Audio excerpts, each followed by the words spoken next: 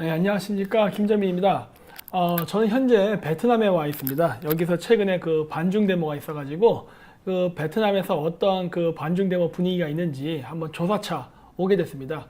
근데 이게 제가 와 있는 그 기간 동안에 지금 지방선거도 끝나고 그 결과물까지 다 나오고 해서 많은 사람들이 좀 우울해하는 것 같은데 제가 그 미북 정상회담 조금 늦게나마 나름대로 한번 제가 분석을 해서 제가 이렇게 좀 논평을 좀 해보도록 하겠습니다. 그래서 먼저 제가 말하기 전에 제가 예전에 그 작년이었던 것 같은데 그때 만들었던 동영상 한번 보고 이야기하도록 하겠습니다. 자, 먼저 중국이 원하는 1대1로 정책을 보십시오. 바닷길과 육지길 모두 이 지역을 통과하는 지역은 친미 국가가 있거나 아니면은 국제 분쟁이 발생해서 지나갈 수 없는 지역입니다. 따라서 시진핑의 1대1로는요, 미국의 반대가 지속되는 한 이루어질 수 없습니다. 그리고 또 한 가지 우리가 고려해야 될 것은요, 우리나라가 자꾸 그 반미적 성향을 가진 정부라든가 국민 정서가 팽배하게 되면요, 미국은요, 북한과 손잡을 가능성이 매우 높습니다. 왜 그러냐? 우리의 주적은 북한이지만 미국의 주적은 중국이기 때문에 미국은 중국을 견제할 수만 있다면 북한과도 손을 잡을 수가 있습니다. 현재는 한국, 일본과 함께 하려고 하지만 한국이 이렇게 협조를 하지 않을 경우에는 당연히 북한으로 갈 수도 있죠. 왜 그러느냐? 미국은 한반도를 포기 못합니다. 한반도를 포기하게 되면은 태평양 지역이라든가 그다음 대륙 진출에 대한 여러 가지 그 군사 전략에 문제가 생기기 때문에 반드시 한반도에 있어야 돼요. 따라서 이러한 사태가 벌어지면은 미국은 다 짐을 싸서 북한으로 올라갈 겁니다. 그럼 북한에 올라가면 북한은 강대국이 되겠죠. 우리나라는 미국의 그 군사가 나감과 동시에 외자가 빠져서 가난한 국가가 되고, 그래서 미국의 지원하에 부자가 된 북한은 나중에 거꾸로 우리나라를 통일시킬 수가 있어요. 그렇게 되면요, 자유민주주의 기반으로 한 통일이 아니라 북한 경제 개발할 때 중국식 그 경제 시스템을 따라갈거든요. 그러면은 소수의 당간부가 엄청난 부자가 되고 다수의 국민이 그 가난하게 되는 그러한 어떤 노예식 그 사회주의 체제가 남북 통일이 된 이후에 이루어지게 될 것입니다. 따라서 우리는 미국과 군사 그리고 동맹 관계를 강화해야지 결코 약화시켜서는 안 됩니다. 이 동영상은요, 제가 작년에 찍었던 걸로 그때 당시에 제가 아마 플랜 Z라고 했을 거예요. 미국이 동북아시아에서 중국을 견제하기 위해서 여러 정책을 펼치고 있는데 그 중에 한 전략이 있다. 그것이 무엇이냐면 북한과 손을 잡고 중국을 견제하는 방법이 있다. 물론 우선순위에서는 굉장히 그 순위의 그 레벨은 낮지만 만약에 한국에서 이렇게 그 반미 친중 정서가 자꾸 팽배한다면은 미국은 그러한 선택을 할 수밖에 없는 상황에 내몰린다라는 이야기를 했었습니다. 그래서 이거를 이야기할 때에도 많은 그 한국의 우파 사람들도 그 저의 이러한 영상에 대해서 비판을 하고 했는데 그 안타깝게도 지금 그게 현실화되고 있는 상황인 것 같습니다. 뭐 그렇다고 해서 지금 당장 이런 일이 일어나지도 않을 것입니다. 아직 우리에게 시간이 있고 희망이 있습니다만 우리가 계속 이렇게 나간다면은 그 플랜 Z가 진짜 실현이 될 날이 올 수도 있습니다. 아직은 아니에요. 그러니까 저는 좀 더 희망을 가져보려고 하는데 그 미북 정상회담 공동 성명 그 내용을 보면요, 어떤 식으로 되는지 한번 보죠. 여기 제가 그 조선중앙통신 북한 쪽의 거를 기준으로 해서 뽑아왔는데 일단 짧게 조선민주주의공화국 이런 거 다 북한이라고 얘기할게요. 그래서 4개의 조항을 합의를 봤죠. 그게 뭐였냐면은 북한과 미국은 평화 번영을 바라는 두 나라 인민들의 염원에 맞게 새로운 조미 관계를 수립해 나가기로 하였다. 첫 번째고요. 두 번째, 북한과 미국은 조선반도에서 항구적이며 공고한 평화 체제를 구축하기 위하여 공동으로 노력할 것이다. 라고 얘기했고, 세 번째, 북한은 2018년 4월 27일에 채택된 판문점 선언을 재확인하면서 조선반도의 완전한 비핵화를 향하여 노력할 것을 확약하였다. 그 다음 네 번째, 북한과 미국은 전쟁포로 및 행방불명자들의 유골 발굴을 진행하며 이미 발굴 확인된 유골들을 즉시 송환할 것을 확약하였다. 라고 해서 4가지 조항이 나왔습니다. 근데 이 4가지 조항이 나왔을 때 그 많은 우파적 사람들은 트럼프가 배신을 했다. 뭐 혹은 그 미국이 너무 져준 거 아니냐. 뭐 이런 식의 이야기가 지금 미국 내에서도 나오고 있습니다. 근데 저는 좀 그렇게 보진 않아요. 왜냐면 이 역사적 사례를 보고 그 비교를 해서 봐야 되기 때문인데 일단 여기 써 있는 것만을 기준으로 한번 보죠. 뭐냐면 첫 줄에 나오는 북한과 미합중국은 평화와 번영을 바라는 두 나라 인민들의 염원에 맞게 새로운 조미 관계를 수립해 나가기로 하였다. 말이 되게 긴데 이거 짧게 얘기하면 뭐니까 우리 앞으로 친하게 지내자 이 얘기하는 거예요. 그러니까 첫 번째 문구는요 굉장히 형식적인 겁니다. 여기 뭐 어떤 구체적인 내용이 없어요. 자, 그럼 이제 어디서부터 구체적인 내용이 나오냐? 두 번째서부터 나옵니다. 두 번째 내용이 뭡니까? 북한하고 미국이 항구적이고 공고한 평화체제를 구축하기 위하여 공동으로 노력할 것이다 라는 부분이에요. 이 부분 때문에 우파 쪽 사람들이 굉장히 트럼프를 지금 비판하거나 이런 일들이 많은데 저는 그렇게 생각하진 않아요. 일단 첫째로 트럼프 대통령이 미국 대통령이지 한국 대통령입니까? 미국을 위해서 일하는 사람이지 한국을 위해서 일하는 사람은 아니거든요. 그렇기 때문에 이 부분을 가지고서 우리가 왈가왈부하는 거는 아직은 조금 기다려 봐야 된대요. 왜냐? 전체적인 내용을 봐야 됩니다. 세 번째가 뭐냐면 북한은 2018년 4월 27일에 채택된 판문점 선언을 재확인하면서 조선반도의 완전한 비핵화를 향하여 노력할 것을 확약하였다라고 했습니다. 그러니까 두 번째 얘기는 북한이 원하는 내용이었고요. 세 번째 얘기는 미국이 원하는 내용이에요. 그거를 각각 한 줄씩 자기네들이 원하는 바를 썼는데 이것도 정확하게 한다라는 얘기보다는 노력할 것이다 라고 했어요. 그렇기 때문에 노력할 것이라는 해도 그만이고 안 해도 그만이에요. 그리고 하다가 중간에 그만둘 수도 있는 게 이런 겁니다. 하지만 네 번째 조항은 좀 다르죠. 네 번째 조항은 뭐라 써있냐면 북한과 미합중국은 전쟁포로 및 행방불명자들의 유골 발굴을 진행하며 이미 발굴 확인된 유골들을 즉시 송환할 것을 확약하였다. 즉시 송환할 것을 확약하였다. 이거는 반드시 지켜야 되는 내용이네요.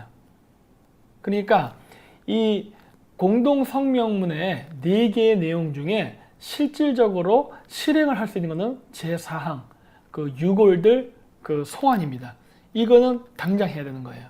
즉 2항과 3항은요 노력하겠다기 때문에 사실 애매한 부분입니다. 하지만 제4항은 반드시 해야 되는 부분이죠. 그렇게 약속했으니까. 그렇다면은 이 공동성명의 전문을 보면은 이거는 미국이 어떻게 보면은 이긴 조약이라고 할 수도 있어요. 왜? 미국은 확실하게 여기서 얻을 수 있는 거는 뭐예요? 포로 송환 또 유골 송환은 확답을 받았으니까. 그 외에 북한에 대한 체제 보장이 되는 것은 노력하겠다라고 했지 확정져서 확약한다 이러면 안 했잖아요. 그렇기 때문에 이 성명문 내용은 결국 미국이 포로 송환 절차를 하는 것을 확실하게 얻어낸 내용입니다. 자, 근데 이 내용을 보면요. 미국이 가지고 있는 압도적인 군사력에 비해서 북한에게 굉장히 많이 져준 것 같다는 느낌이 들어요. 그러면 이것이 과연 진협상이냐? 그거는 조금 역사적 사례를 봐야 됩니다. 이거의 역사적 사례를 참고할 수 있는 부분이요. 바로 일본의 메이지 유신이에요. 자, 일본의 메이지 유신이라는 게 있습니다. 일본의 메이지 유신이 일어나기 이전에 어떠한 일이 있었냐면요. 검은배 사건이라는 게 있었어요. 페리 제독이 요코하마만에 와가지고 검은배, 즉 철갑선이죠. 그걸 타고 와서 함포를 빵빵 쏘면서 일본 도쿠가와 막부를 협박하죠. 만약에 개항을 하지 않는다면 너희들을 죽여버리겠다. 그래서 그 당시에 도쿠가와 막부가 발칵 뒤집힙니다. 그래서 막 혼란을 겪다가 결국 어떻게 되느냐? 결국 개항을 하는 쪽으로 결정을 해요. 그리고선 맺은 게 바로 가나가와 조약, 즉 미일 화친 조약이라고 합니다. 1854년에 있었어요. 근데 이 조약의 내용을 보면은 한번 읽어볼게요. 1조 미일 양국, 양국민 사이에는 사람, 장소와 관계없이 향후 영원한 화친이 맺어진다. 이게 뭐예요 이거? 미북 협정이랑 똑같은 내용이 나오잖아요. 그러니까 제1조는 뭐예요? 잘해보자요. 잘해보자. 우리 한번 잘해보자. 드디어 만나서 개항한다 했으니까 한번 잘해봅시다. 인사말 정도예요. 두 번째 내용은 뭘까요? 시모타와 하코다테를 개항한다. 시모타테는 즉시, 하코다테는 조약 체결 1년 뒤 이 항구에서 식수, 식량, 석탄, 기타 필요한 물자의 공급을 받을 수 있다. 상품의 가격은 일본 관료가 결정하고 그 지불은 금화 혹은 은화로 한다. 자, 이 내용 중에서 일본에게 불리한 내용이 있습니까? 없어요. 그냥 봤을 때는. 하지만 있습니다. 그게 뭐냐? 즉시예요. 시모타는 즉시. 이게 중요해요. 아까 우리 미북 조약에서도 제4조가 뭐였어요? 포로나 유골은 즉시 송환한다라는 게 있었죠? 똑같은 거예요. 이런 내용이 들어갔어요. 시모다는 즉시 개항해라. 즉 개항을 하겠다라고 해서 뭐 미국이 갔다 와서 점진적으로 하는 게 아니라 지금 당장 열어 이러거든요. 근데 이번에 북한도 비슷한 일이 있었죠. 자, 또 하나 볼까요? 3조. 미국 선박이 좌초 또는 난파한 경우 승무원은 시모타 또는 하코다테에 이송되어 미국에 인도된다. 피난민의 소유 물품은 모두 반환되며 구조에 발생한 지출에 따른 변제는 필요 없다. 일본 선박이 미국에서 조난당한 경우도 마찬가지다. 이렇게 보면 굉장히 평등한 내용이에요. 그렇죠? 일본에 왔다 좌초된 미국 선원이 있으면은 그거 자기들이 데려가겠다 해요. 뭐 지출 그 구조한 동안에 발생한 그 지출에 대한 변제는 필요 없던데 일본도 마찬가지다 해요. 근데 여러분 생각해 보십시오. 메이지 유신 당시에 일본의 배가 미국에 갈 수는 있었습니까? 그러니까 이 조약은요, 일방적으로 미국을 위한 내용이에요, 사실은. 하지만 조문만 봤을 때에는 평등합니다. 왜? 일본과 미국은 동일하게 그렇게 대접받을 수 있다라고 했으니까. 실질적으로는 미국은 대접받을 수 없죠. 일본은 대접받을 수 없죠. 자, 그 다음 4조. 미국인 조난자 및 시민은 타국에서와 마찬가지로 체재비는 없으며 감금되는 정도는 아니나 일본의 공정한 법률을 따를 필요가 있다. 그래서 이것은 뭡니까? 만약에 미국의 조난자나 아니면 어떤 시민이 어떤 문제로 일본에 있게 되면은 그 일본법에 따라서 어느 정도 처벌을 받는다는 이야기가 있는 거예요. 이것도 보면은 일본한테 그다지 나쁘지 않은 조항이에요. 자, 그 다음 5조. 시모다와 하코다테에 임시 거류하는 미국인은 나가사키의 네덜란드와 중국인과는 달리 그 행동 제한이 없다. 행동 가능 범위는 시모다에서는 칠리 이내, 하코다테는 별도로 정한다. 요 부분이 조금 애매한 겁니다. 요 부분이 만약에 불평등 조약이라면 불평등 조약이랄 수 있어요. 왜? 네덜란드나 중국인과는 달리 행동에 제한이 없기 때문에. 요 부분이 내가 봤을 때는 미국이 노리는 그 핵심 포인트예요. 요거와 그 2조에 있는 시모다는 즉시 개항한다. 이게 어떻게 보면은 그 미국이 노리는 노림수였습니다. 제6조. 기타 필요한 물품이나 동의에 관해서는 양 당사국 간에 신중하게 심의한다. 뭐 특별한 내용 없어요. 제7조. 두 항구에서 금화, 은화를 통한 구매 및 물물 교환은 가능하다. 거래가 성립되지 않는 물품은 모두 가져갈 수 있다. 뭐 그럴 수 있어요. 제8조.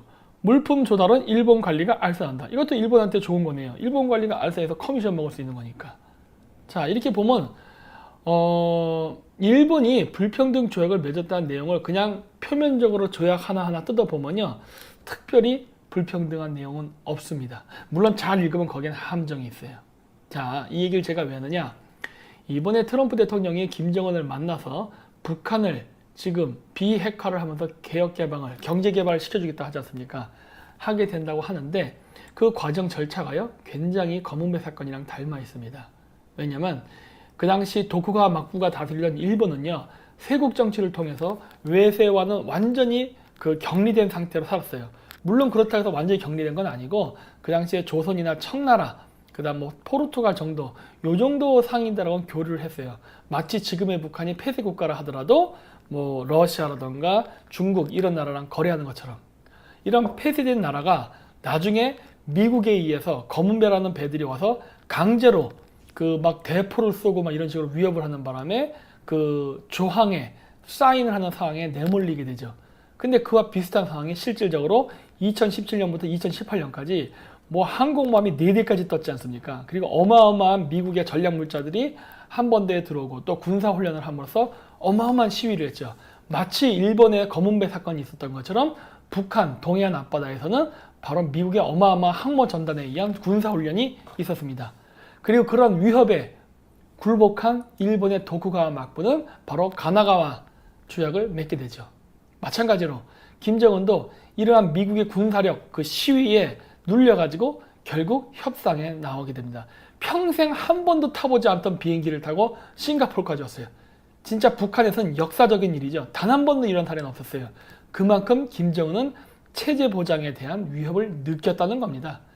마치 도쿠가와 에도 막부가 검은배를 바라보고 그 위협을 느껴서 평화조약을 맺은 것처럼 상황이 굉장히 똑같아요.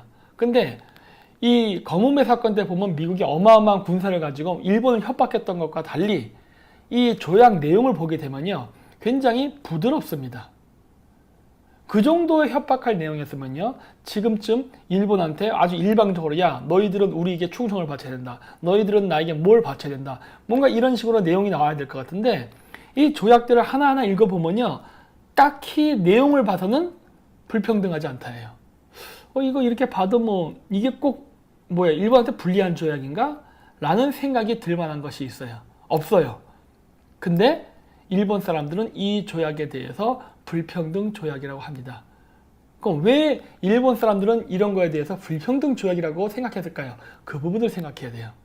그 부분은요, 아까도 되게 제가 얘기했지만 제2조에 나오는 시모다와 하코다테를 개항한다. 근데 거기다 가로치고 뭐라고 되어 있죠? 시모다는 즉시 조약 체결, 시모다는 즉시 개항해야 되고 하코다테는 조약 체결 1년 뒤에 개항해야 된다는 부분이에요. 여태까지 세국 정치를 통해서 바깥 세상과 교류를 못하게 일본이 철저하게 일본 국민들을 통제했는데, 갑자기 시모타라는 항을 통해서 즉시 개항을 하게 되면 어떤 일이 발생해요? 어마어마한 숫자의 서양인들이 일본 땅에 들어오게 되고, 그 서양인들을 바라보고 일본 국민들은 많은 생각을 하게 된단 말이에요. 그러면 도쿠가와 체제를 유지하기가 어려워집니다. 근데 이걸 즉시 하라고 했잖아요. 일본 입장에서는 이게 굉장히 받아들이기 어려운 조건이었거든요. 물론 받아들였습니다. 근데 이번에 북한 같은 경우 어땠습니까? 과거 6.25 전쟁 때 포로 그 유골들을 즉시 송환하라라는 내용이 나와요. 그 얘기는 뭐예요? 앞으로 그 유골을 그 송환받으러 많은 미국의 사찰단들이 계속 그 북한을 방문하게 될 것입니다.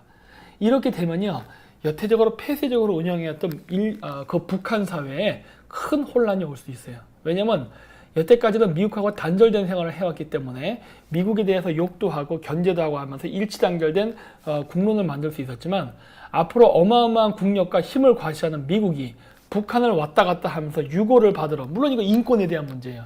하지만 인권을 지키겠다고 왔다 갔다 하면서 미군들과 접촉하게 되면은 북한의 군부 세력, 그 다음 주민들, 이런 사람들이 혼란을 겪게 될 가능성이 매우 높아지는 거예요.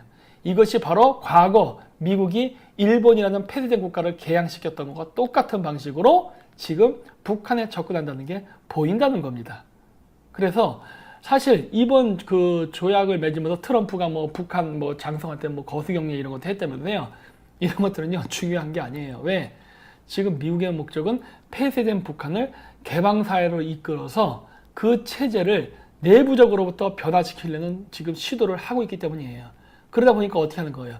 꼬시기 위해서 온갖 미사여구를 다 날리고 있죠. 따라서 지금 트럼프 대통령하고 김정은이 맺었던 그 공동 성명문은요, 과거 개항기 때의 일본의 가나가와 조약과 매우 유사한 패턴을 가지고 간다는 것을 알 수 있습니다. 따라서 이번 그 북한과의 맺었던 조약은요, 미국이 크게 손해를 보지 않았어요. 오히려 미국이 북한을, 그 고립된 북한을 외부 사회와 접촉하지 않으면 안 될 수밖에 없는 상황으로 내몰리게끔 일종의 덕 같은 거를 놨고, 그것을 김정은이 부은 것이 아닌가라고 저는 생각을 하고 있습니다. 따라서 이제 앞으로 북한은 성의를 보여야 돼요. 그 유골 같은 건 즉시 송환한다고 했으니까 당장이라도 아마 미국에서는 사절단들을 보낼 겁니다. 그러면 그거 거절하지 말고 받아줘야 됩니다. 그게 공동 합의문의 내용이고 약속이에요. 지도자 간의 약속이라고요. 그리고 비핵화를 위한 노력을 하겠다고 했죠. 노력을 하겠다고 했으니까 지금서부터라도 비핵화를 검사하기 위한 사찰단들이 북한에 가게 되면요, 그걸 거절하면 안 되고 받아줘야 됩니다. 노력은 해야 될 거 아니에요. 노력은. 그러니까 받아는 줘야 돼요. 근데 문제는 뭐냐? 그 과정 속에서도 북한에 대한 경제 제재는 풀리지 않는답니다. 따라서 북한은 이번 성명 합의문을 통해서 실질적으로 얻은 건 없어요. 하지만 미국은 얻은 게 있습니다. 그게 뭡니까? 바로 북한에 구멍을 열었다는 겁니다. 과거의 일본처럼. 그래서 결국 북한은 이 구멍 때문에 서서히 체제가 붕괴가 되고 바깥 세상과의 교류가 앞으로 빈번히 일어나게 될 것입니다. 그 첫 단추를 낀 거예요. 자, 그렇다면 김정은이 원하는 것은 무엇일까요? 북한의 경제 개발일까요? 그런 거 아닙니다. 김정은이 원하는 건요, 본인의 안전이에요. 즉 김정은을 중심으로 한 체제의 보장이 제1순위입니다. 북한 주민이 죽는 거 중요하지 않아요. 자기가 사는 게 중요한 거예요. 미국은 그것을 보장해 주겠다고 하는 거예요. 하지만 보장해 주겠다고 하면서 핵사찰이 왔다 갔다 하게 되면 어떤 일이 벌어질지 나도 잘 모르겠습니다. 그리고 미국이 또 이렇게 북한을 잘 달래고 어우르는 데는 또 하나의 이유가 있습니다. 그것은 바로 늘 제가 얘기하지만 중국 때문이에요. 사실 이번 그 비핵화 협상에서도 중국이 중간중간에 방해를 많이 했죠. 그래서 중국 때문에 이 비핵화 협상이 실패할 뻔도 한 적도 번번이 있었습니다. 지금 미국이 원하는 건 뭐냐면 북한한테 너 독재 체제를 그대로 인정해 줄 테니까 미국한테 와라 해요. 근데 이 부분도 굉장히 쉬운 부분은 아닙니다. 왜냐면 북한이란 나라는 과거 냉전시대 때부터 오랜 기간 동안 중국이랑 교류를 해왔어요. 그래서 지금 모르기는 모르지만 우리 북한 안쪽에는 굉장히 많은 친중파 정치인들이 있습니다. 근데 그 친중파 정치인들을 김정은이 대규모 숙청도 했었죠. 예전에 그 장성택을 죽이지 않았습니까? 그 장성택도 대표적인 친중파 인사거든요. 그리고 그 장성택을 숙청할 때 그 많은 외교관들이 그 외국으로 망명을 했습니다. 그 왜 망명인 줄 아십니까? 그 사람들이 다 장성택파 인맥들이에요. 장성택파 인맥이란 소리는 뭡니까? 그 외교관들이 바로 친중파 북한 외교관이라는 소리예요. 그렇기 때문에 김정은은 지금 자기가 그동안의 중국과의 관계를 단절하고 미국과 붙기 위해서 내부적으로 해야 될 일은 무엇이냐? 북한 내부에 있는 친중파 정치인들을 정리하는 작업을 해야만 합니다. 그걸 하지 못한다면요, 김정은은 미국하고 친구가 될 수 없어요.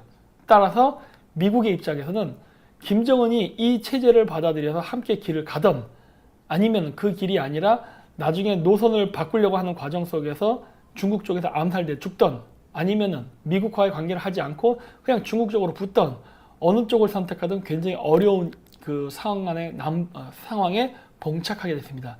따라서 지금 미국하고 북한과의 관계를 개선하는 데 있어서 그 카드는 이제 누구에게 가느냐? 김정은에게 갔어요. 김정은은 이제부터 아주 심혈의 그 심사숙고를 해가지고 결정을 내려야 될 순간에 왔습니다. 따라서 그러한 중대한 모멘트이기 때문에 미국이 거세게 밀어붙이지 않고 북한을 살살 달랜 거예요. 왜냐하면 김정은의 목숨은 지금 경각에 달린 거거든요. 그렇기 때문에 우리나라가 이 부분에 대해서는 오해하지 말고 미국의 외교 정책을 봐야만 됩니다. 그리고 제가 늘 얘기하지만 잊지 마십시오. 트럼프 대통령은 미국의 대통령입니다. 미국의 대통령이기 때문에 미국을 위해서 일하는 사람이에요. 따라서 트럼프 대통령이 우리나라 우파 정치인 혹은 우파 대한민국 국민들이 원하는 방식으로 움직일 거라는 기대를 아예 버리십시오. 그 사람은 미국인이고 우리는 한국인이에요. 따라서 우리는 이러한 지정학적 관계 속에서 우리가 가장 바라지 않았던 계획, 즉 플랜 Z가 지금 움직이려고 하는 이 순간에 우리 우파 사람들이 무엇을 해야 되고 어떻게 미국과 다른 주변 그 OECD 같은 국가들에게 외교적 로비를 해야 될까를 진지하게 고민해야 될 그 모멘텀에 지금 오게 됐다고 저는 지금 생각합니다. 네, 마치겠습니다.